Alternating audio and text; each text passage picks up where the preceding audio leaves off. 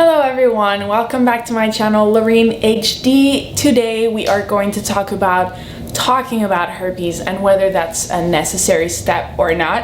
And before getting into it, I just want to make a quick disclaimer that this video contains personal opinions from my personal experience, but also chats that involved 100 people in New York City, a project that I did last summer. So if you want to know more about it, just click the link that appears in the card right next to me. Let's get started. So you know how sometimes in life you are encouraged to follow your guts and do what you feel like doing, and other times you just kind of have to suck it up and do what you need to do.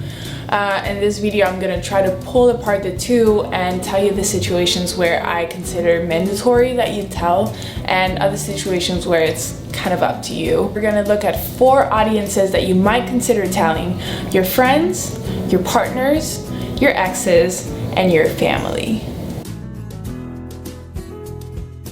So herpes is a virus, and as such it is transmittable, but we all know that there are different ways that viruses spread, and that kind of entails different risks of contamination. So if you think about cold, if you're sitting next to a person who has a cold and sneezes, then you can catch a cold kind of through the air. If you think about sore throats, you can catch it by sharing the same utensils or maybe drinking out of the same cups, exchanging saliva with this person. So what about herpes? Is your entourage at risk just by being around you?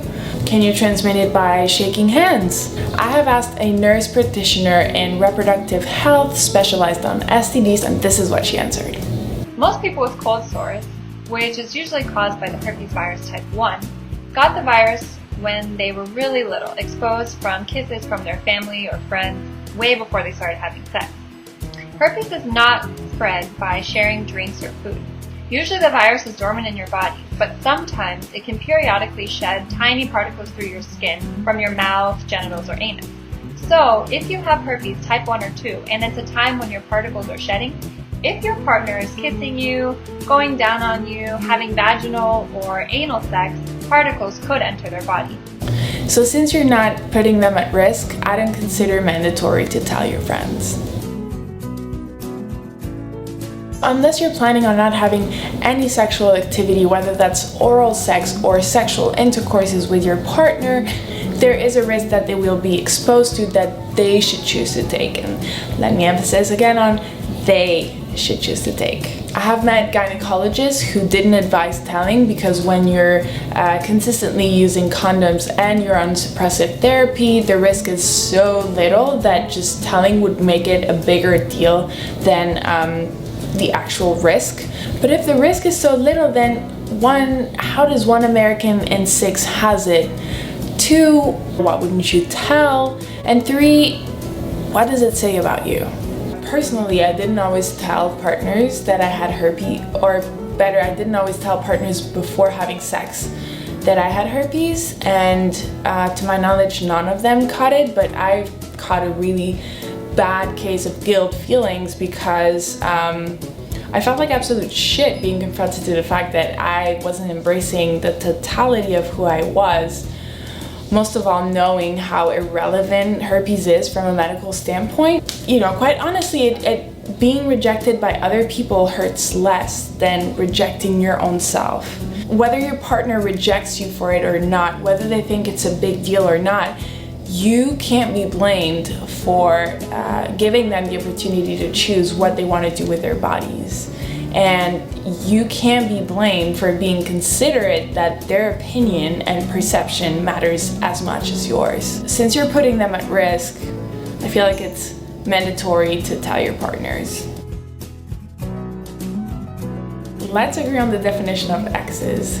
These are people that you slept with in the past and that you are no longer sleeping with. Maybe you kept in touch, maybe you didn't, but the sexual relationship you shared is no longer present. So are you putting them at risk? No. Did you put them at risk in the past? Maybe. No one knows how long they've been carrying herpes in their body, since the virus can lay dormant for months or years. So I would recommend telling partners that you have slept with or had any kind of sexual contact in the past 6 months to a year.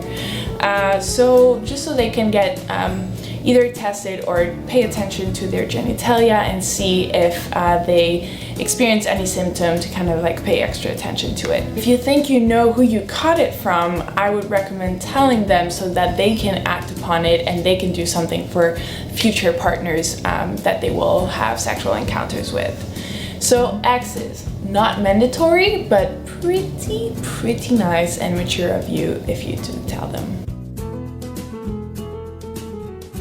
Herpes can be transmitted at birth if the mother has a cold sore in the same time period that she is delivering. So by being directly in contact, exposed and in contact with a cold sore, the baby could end up catching it. But by no means, herpes is a genetic condition. So you have no obligation whatsoever to tell your parents it's not traveling in your bloodline or in your ancestors' DNA.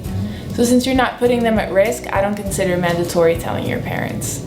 As usual, if you feel like this video was helpful, please leave a thumbs up, and if you have any questions, put them in the comments below, or if you want to do so privately, just go in the holler section of my blog and drop me a note. Thanks for watching. I'll see you soon.